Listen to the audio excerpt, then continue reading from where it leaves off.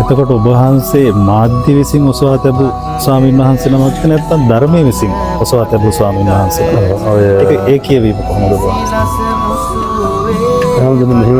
ප්‍රසිද්ධියයි ජනප්‍රියත්වයයි කියන්නේ දෙකක්. ඕන කෙනෙකුට ප්‍රසිද්ධ වෙන්න පුළුවන්.